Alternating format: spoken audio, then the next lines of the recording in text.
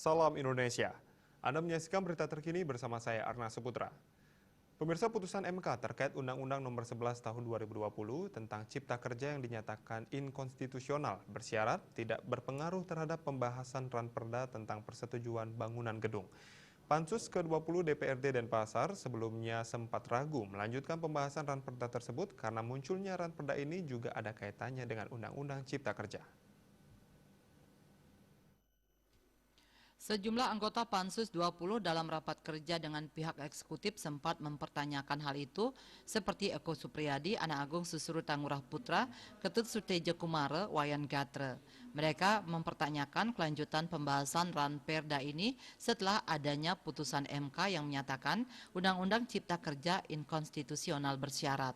Terhadap sejumlah pertanyaan tersebut, Asisten 2 Setda Kota Denpasar, Anak Agung Gede Risnawan, dan PLT Kabag Hukum Komang Lestari Kusuma Dewi menyatakan setelah adanya putusan MK tersebut, proses pembahasan Ranperda tentang persetujuan bangunan gedung tetap bisa berlanjut. Hal ini melihat dari alur Ranperda ini bukan menjadi turunan langsung Undang-Undang Cipta Kerja. Ranperda ini berdasarkan perintah dari PP nomor 10 tahun 2021, PP 16 tahun 2020, dan PP 5 tahun 2021.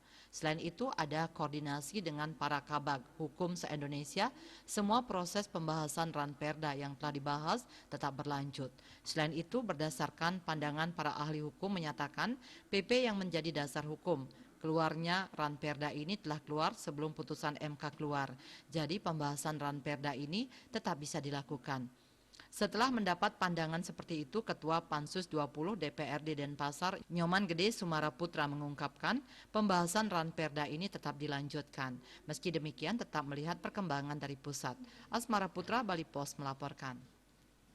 Untuk mencegah penyebaran COVID-19, ingat pesan Ibu soal terapkan 3M, wajib memakai masker, wajib mencuci tangan, wajib menjaga jarak, serta wajib menghindari kerumunan.